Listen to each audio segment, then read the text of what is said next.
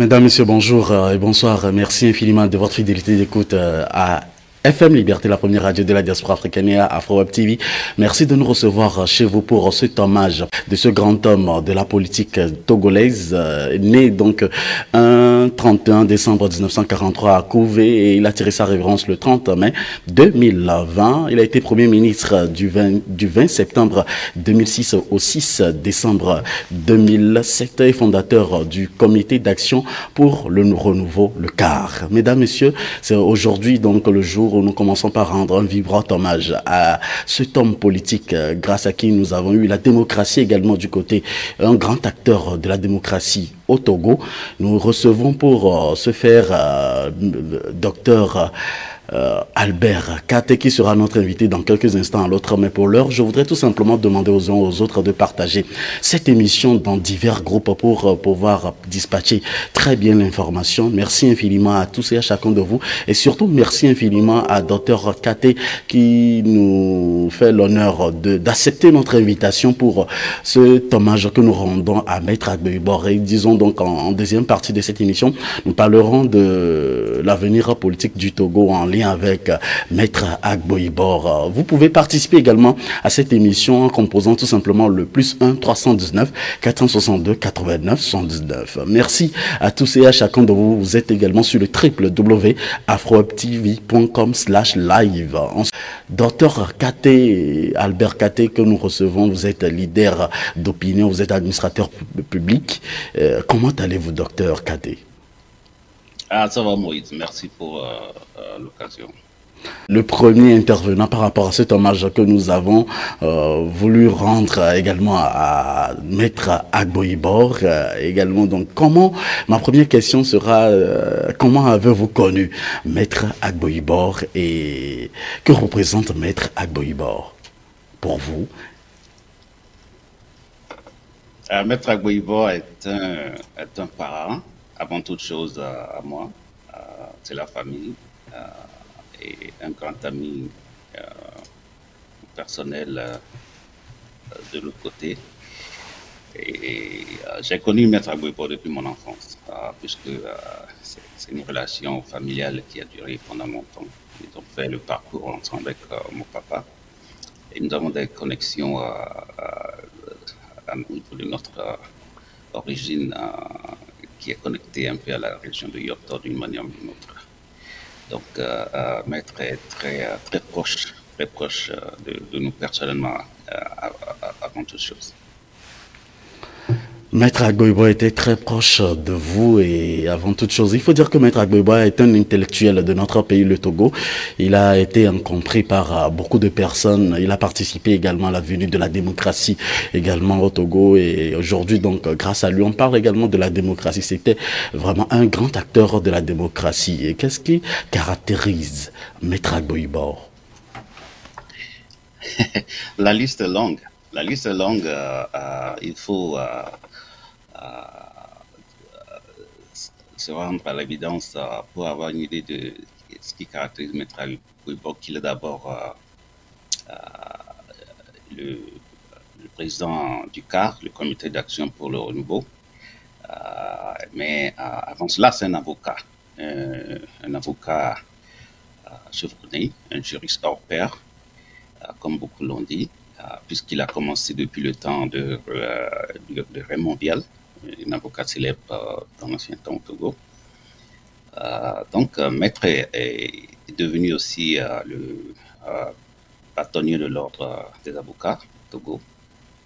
Il a aussi présidé la conférence internationale des barreaux et il a été aussi ancien président de la Commission nationale des droits de l'homme.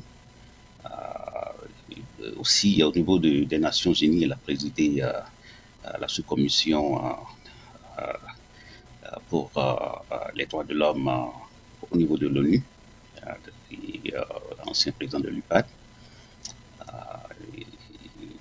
La liste est longue. La liste est longue.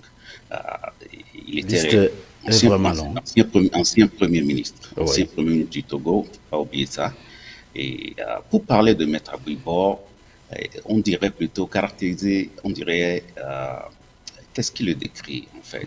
Donc, les gens décrivent Maître Agbouiba beaucoup plus par sa méthode, le bélier noir.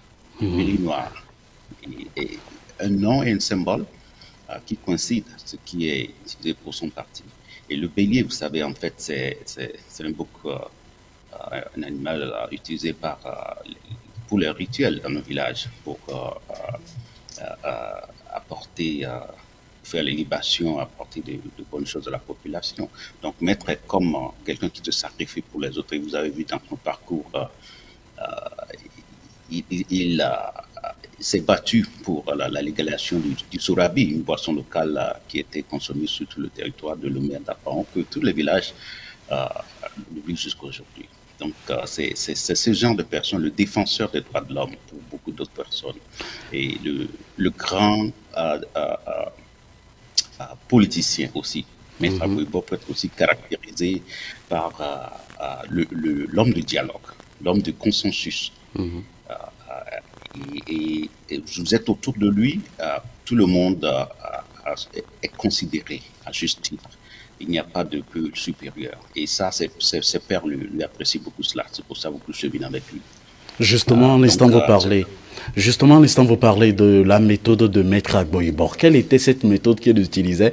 Est-ce qu'il était compris à travers cette méthode-là? Et dites-nous explicitement quelle était réellement la méthode utilisée par Maître Agbouiba. Vous savez, la méthode d'Agbouiba est en étude actuellement, même au niveau du colloque organisé par les universités au Togo pour son mémoire. Et vous savez, c'est une question de dialogue. C'est comme nous disons le consensus. Le même Maître Agbouiba, dans sa méthode, privilégie le dialogue.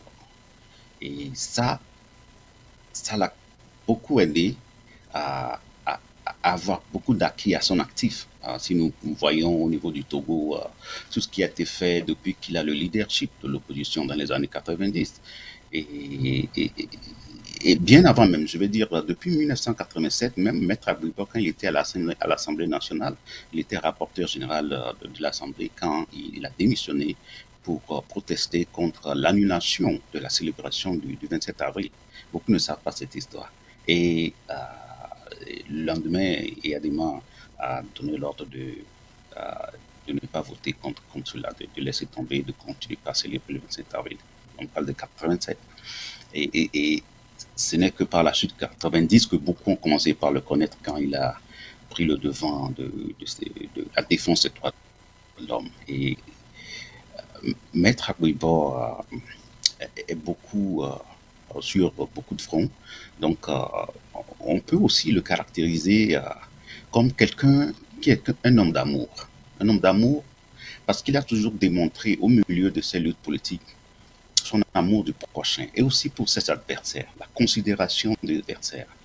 Et si ceux qui le connaissent, même ses adversaires politiques, vont te dire que lorsqu'il travaille dans toute le pays, que ce soit les gens du RPT ou de l'UNIR, il est toujours là. Et c'est surprenant quand il arrive, vous voyez les gens parler de lui. Voilà, Agbouiba.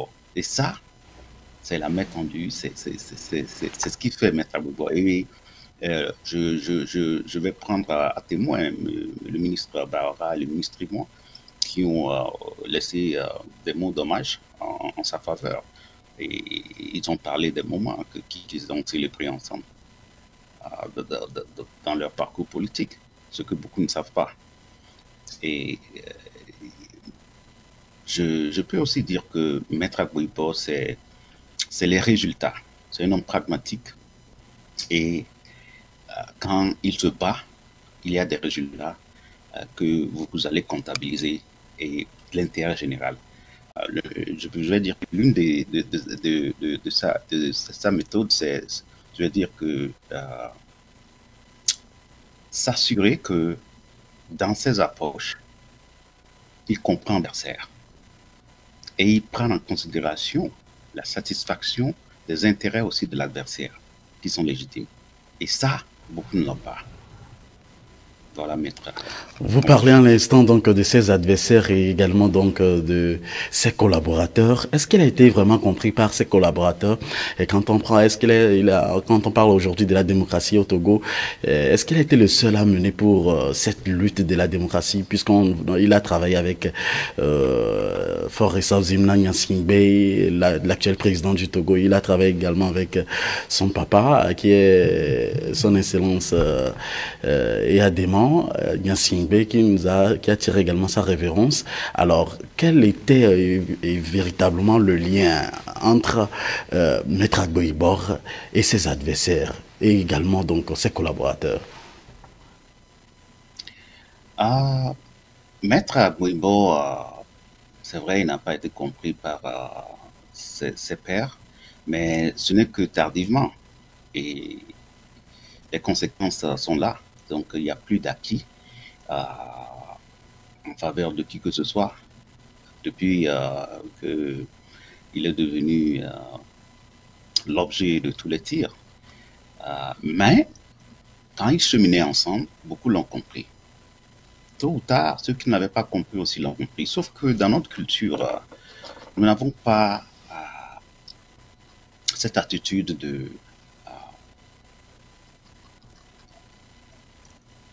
d'avouer à nos prochains que nous avons mal jugé et tu avais raison. J'avais espéré cela dans les hommages de M. Gilles Christ Olympio, personnellement, permettez-moi de le citer, parce que beaucoup du parcours de Maître Agboibo avait été secoué par la politique de Gilles Christ Olympio de ses camarades. Mais tôt ou tard, toutes les actions posées par Gilles Christ Olympio ont rejoint la méthode d'Agboibo, qui était la cohabitation avec le pouvoir, le dialogue et les réformes. Pour ses pairs, je vais parler de ses adversaires politiques, comme le président Eyadema. Vous verrez qu'habituellement, Maître Agboibo ne parle pas mal du président Eyadema, mais plutôt il se focalise sur le savoir-faire d'Eyadema, se focalise sur la combativité des. C'est important. Et ça veut dire que c'est un homme qui ne juge pas l'être, mais il est plutôt intéressé par le savoir de la personne, et c'est ça qu'il commente la plupart du temps.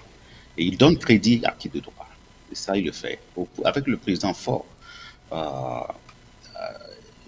je vais dire qu'il y a une collaboration qui a eu sincère et une collaboration fructive entre le président Agboibo, entre le président Faure et Maître Yaoui Agboibo. Oui. Et puisque c'est de cela qu'est découlé l'accord politique global. Mais bien avant ça, il y a eu quelques rencontres qui ont réussi à cause de son esprit de confrontation et de discussion.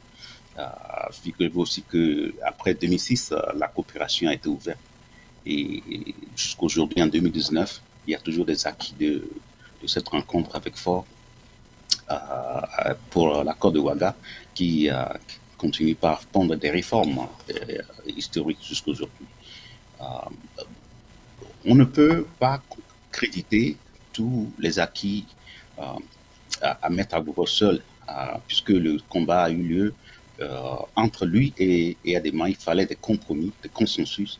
Et si on veut lister ces acquis, nous allons parler de beaucoup de choses. Et vous savez, on peut parler du multipartisme, on peut parler des droits de l'homme, on peut parler de la conférence nationale qui nous a amené à ce modèle de régime avec un Premier ministre qui vient s'ajouter au poste du président de la République et sur une présidentielle. Et on peut aussi parler je veux dire, la nouvelle constitution, la constitution de 1992. Ces travaux ont été faits aussi avec un travail de Maître Agboibo et de ses collègues. Je peux citer le professeur Natchaba, Joyce Adjavon, beaucoup de gens. Cette constitution tient toujours jusqu'à aujourd'hui ce pays. Et de ces acquis, on peut aussi ajouter la cohabitation du gouvernement Kofigo 1, Kofigo 2 et le gouvernement Gbagbo, qui sont des Oui. cohabitations qui ont eu une collaboration de toute l'opposition jusqu'à aujourd'hui. Donc, la liste est longue. La liste est longue, vous l'avez dit, vous parlez un instant donc de l'opposition également. Alors, Maître Agboiboa est un opposant, permettez-moi le mot farouche, un opposant intelligent.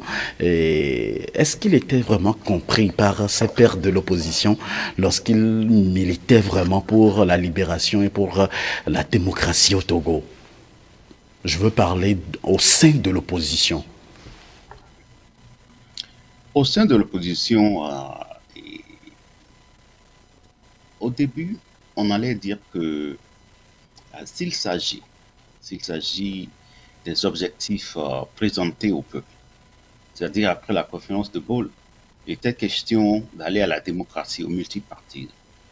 Et tel que cela a été présenté, c'est comme ce que nous avons ici, où nous voyons les différentes représentations du pays à l'Assemblée nationale, différents partis politiques à l'Assemblée nationale, et le président qui travaille avec une assemblée, et même dans son gouvernement, dans le régime, dans le gouvernement, il y a tous les partis qui sont représentés. Le multipartisme se transmet de l'Assemblée et dans le gouvernement, dans la cohabitation. Donc les fils du pays, à travers les représentations politiques, travaillent ensemble pour améliorer la vie de la population. Donc ça, c'est comme ce que nous voyons ici. Et la cohabitation, que ce soit en Europe comme aux États-Unis, dans les pays démocratiques. Ses camarades de lutte avaient bien compris cela. Et ils ont lutté avec Eyadema pour mettre en place effectivement les bases nécessaires. Cela. Mais c'est les intérêts personnels qui ont commencé par prendre le dessus de ces objectifs-là. Et c'est de là que beaucoup ont, à travers leur parti politique, leur regroupement, changé d'adversaires, changé d'objectifs. Il n'était pas question d'animosité, il n'était pas question d'adversité, et ni de présenter Adema comme quelqu'un qu'il fallait abattre politiquement. Ouais. Donc, ce n'est que par la suite que tout cela a changé. Mais c'est pour cela les confrontations entre Yadema et Agboibo avaient donné beaucoup de fruits. Vous voyez. Donc, les pères, ses amis, avaient bien compris là où tout cela allait. Au jour d'aujourd'hui, ce n'est plus la même chose. Jusqu'aujourd'hui où nous parlons, il est toujours reculé, d'autres sont devant. Mais comparer ce qu'ils sont en train de faire, est-ce que ça ressemble à ce qu'ils faisaient en 90? Non. Si je dis ce que c'est-à-dire que, est-ce que vous voyez l'opposition en cohabitation avec le pouvoir? Non. Est-ce que vous voyez l'opposition en confrontation avec le président de la République, comme Agboibo faisait avec ses amis pour discuter avec Yadema et Nachaba et tout le monde? Non, vous ne voyez plus ça. Et je vais plutôt dire que je pense que c'est depuis l'arrivée de Jicus Olympio à la tête de l'opposition, vers les 98 et plus, que le leitmotiv a changé. Parce qu'il était présenté à la population des slogans, des préjugés, je vais dire, comme quoi celui qui approche le pouvoir, ou celui qui sert la main à des mains, ou celui qui travaille avec le pouvoir, ou a travaillé même avec le pouvoir, est un vendu, un corrompu. Tu vois, donc tout le monde voulait maintenant le Messie qui ne travaille pas, qui ne sert pas la main au président, qui ne fait pas de confrontations avec le président, parce que tout cela a été diabolisé. Donc, et pour quelle cause? Et pour quelle cause ça se passait? Donc, jusqu'à aujourd'hui, la donne a changé. L'opposition d'aujourd'hui et ce qu'elle fait, tout est différent au temps de leadership d'Agboibo en 92, lorsque le pays a emmagasiné tous ses acquis, ce qui se faisait est différent. Et les résultats sont différents. Vous voyez. Mais je vais dire que oui, ils ont bien compris à Boibor, mais c'est une malice de se dégager de la ligne qui est la ligne prescrite par le peuple. Et malheureusement, tous ceux qui ont poursuivi les acquis partisans se retrouvent aujourd'hui avec leur parti politique et leurs miettes militants, leur base effritée. Mais les acquis, on n'en parle plus. Les acquis, on n'en parle plus. Je rappelle à tous les amis téléspectateurs, les amis internautes, vous qui nous suivez, vous qui nous prenez en marche sur afrowebtv.com/live, vous êtes au bon endroit pour rendre un vibrant hommage à Maître Agbo-Ibor, ce grand homme de la politique togolaise. Aujourd'hui, donc, on reçoit également pour en parler le premier invité qui a accepté notre invitation, Dr Albert Katé, leader d'opinion et administrateur public que nous recevons, qui a accepté donc notre invitation pour en parler. Malgré qu'on a envoyé beaucoup plus d'invitations, vous êtes le premier, soit la première personne à accepter notre invitation pour rendre un vibrant hommage à Maître Agbo-Ibor. Également dans son parti politique, le CAR, nous avons eu également à un certain moment donné des séparations. On a noté également le départ de Maître Pévon qui a créé par la suite son parti politique, Force démocratique pour la République. Selon vous, quelles sont les causes de cette séparation avec Maître Agbo-Ibor, de Maître Pévon avec Maître Agbo-Ibor? Tu sais, c'est la vie des partis, ça fait partie du cycle infernal que traversent la plupart des partis politiques. Il y a des mutations, des transhumants. Il y a un peu de tout qui se passe. Techniquement, bon, c'est une question de, de mandat, c'est une question d'opinion, je veux dire, hein, puisque il était question de de changer la fêtière du parti. Et vous vous rappelez que démocratiquement, les partis ont des chartes qui régissent leur vie. Et il y a eu des argumentations ici et là, mais le retour de Maître Agbo-Ibor à la tête du parti a un peu été interprété par d'autres comme la raison de cette scission. Mais il faut dire que d'autres ont argumenté que c'est la démocratie, donc il est revenu, le Congrès a voté, donc c'est la démocratie. Mais justement, c'est ça c'est ça le paquet de la démocratie. Ça vient avec de bonnes choses, parfois des choses qui sont difficiles, mais nous devons apprendre à être sincères avec le principe. Ici, c'est ça ou c'est pas ce que nous voulons dans la vie. Vous savez, le CAR, Maître Pévon est toujours resté charismatique. C'est un monsieur que j'apprécie beaucoup. Il fait partie des leaders qui sont très proches de l'idéologie de Maître Agbo-Ibor, des leaders vraiment, tu le tends le micro, tu n'as pas, il n'a pas à réfléchir, il peut te dire ce qu'il va te dire. Et ces principes n'ont pas changé. Même si soit parti au FDR ou pas, je pense que ces principes n'ont pas changé. Et c'est un homme de consensus aussi, Maître Pévon. C'est du bien et je pense que chacun apprend. Mais je vais dire que personnellement, moi-même, mon opinion sur ce qui est derrière, ce qui a causé cela,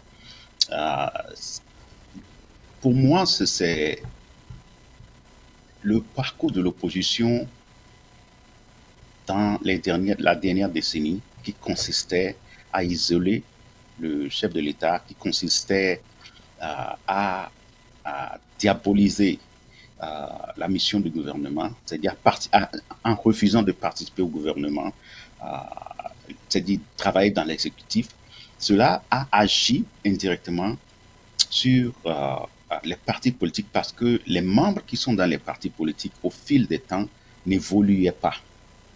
Donc quand vous faites partie d'un groupe et vous n'avez pas des opportunités d'évoluer, au fil du temps, les gens sont fatigués ou bien s'il y a une petite opportunité, les gens se battent pour cela. Donc, lorsque M. Agbo-Ibor a dirigé le CAR pendant longtemps.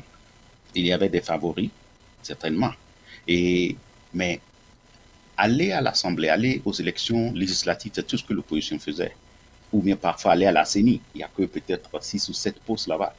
Bon, vous avez des partis qui ont des centaines, des milliers de gens. Bon, si vous ne faites que ça, il y a 81 députés à l'Assemblée, vous ne prenez pas tous les sièges aussi. Vous pouvez postuler de l'Omé à Daparon 1000 candidats, mais il n'y a que 81 sièges. Donc, tout un parti politique, toute une opposition d'une centaine de partis, vous allez vous partager peut-être la moitié de l'Assemblée, ou moins de la moitié, moins de 40 sièges, et peut-être ou bien la moitié de la CENI. Donc, ça fait combien? On est plutôt à moins de 50 postes pour ces deux institutions-là. Donc, pour plus d'une centaine de partis politiques. Donc, le fait de refuser d'aller au gouvernement, ça complique beaucoup de choses. Or, le gouvernement est la plus grande organisation. Donc, il y a les postes ministériels, il y a les postes qui sont en dessous des postes ministériels, et il y a aussi l'administration où ils peuvent travailler ensemble et créer de l'emploi, créer encore d'autres institutions. Vous voyez, donc les gens n'évoluaient pas. Donc, cela a fait que lorsque Maître Apevon va quitter, les factions, ceux qui étaient derrière Maître Aboiboy n'ont plus d'opportunités sous Apevon, ou bien ceux qui étaient sous Apevon ont d'opportunités, ne se voient pas avoir d'opportunités sous Aboiboy.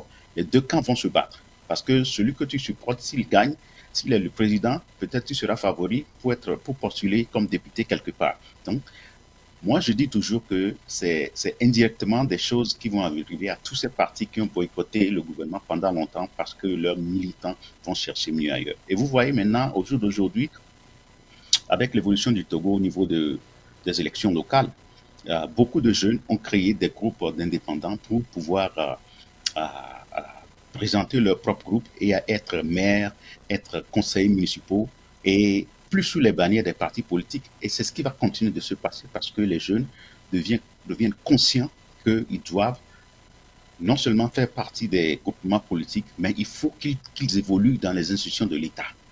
Donc ces partis politiques doivent commencer par réfléchir, sinon demain, ce sera difficile à tous ces partis d'avoir des militants ou bien de positionner des candidats. Donc voilà un peu pour ça. Merci infiniment à tous et à chacun de vous êtes au bon endroit pour rendre le vibrant hommage à Maître Agboibor. Vous savez, cette émission, c'est une émission interactive également et donc vous pouvez participer en composant le 319 462 89 79. Que retenez-vous de Maître Agboibor? Nous avons le premier auditeur en ligne. Auditeur, bonjour. Bonjour. Alors, Monsieur Adolphe, dites-nous ce que vous retenez. C'est Monsieur Adolphe, n'est-ce pas? Oui, c'est Monsieur Adolphe. Monsieur Adolphe, diminuez tout simplement le live chez vous et dites-nous ce que vous retenez de Maître Agboibor. Oui, je salue votre invité, Dr Café. Oui. J'espère que le projet de la diaspora avance, docteur. Bon, aujourd'hui, je vais aussi participer à votre émission. Et il faut dire que nous étions très jeunes quand la lutte démocratique a commencé. Et moi, ce que je retiens de Maître Agboibor, c'est que c'est un homme de dialogue. Je me rappelle très bien à l'époque quand les histoires de la démocratie ou l'installation de la démocratie au Togo a commencé. Et je me souviens très bien encore quand il partait négocier avec le chef de l'État, alors le feu Gnassingbé Yadema, il revenait toujours nous rendre compte au niveau du restaurant La Pirogue sur le boulevard du 13 janvier. Et il était accompagné, si ma mémoire était bonne, de Maître Joseph Kofigo, Maître Jovigali et Maître Jean Degli. C'est eux qui venaient nous rendre compte.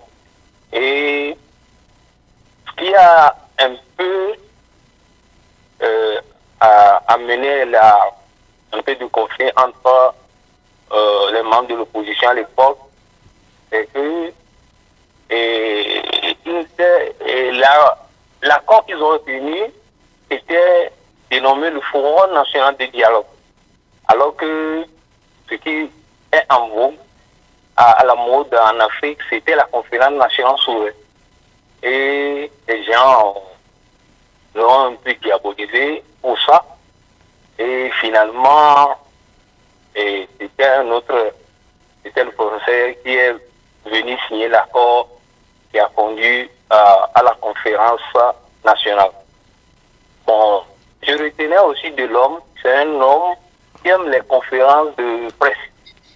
Lorsque les situations deviennent délicates entre l'opposition et le pouvoir, et il invitait toujours les gens à la conférence de presse pour expliquer son point de vue, l'approche, comment il envisageait approcher le pouvoir, comment il voyait le tournement de notre situation.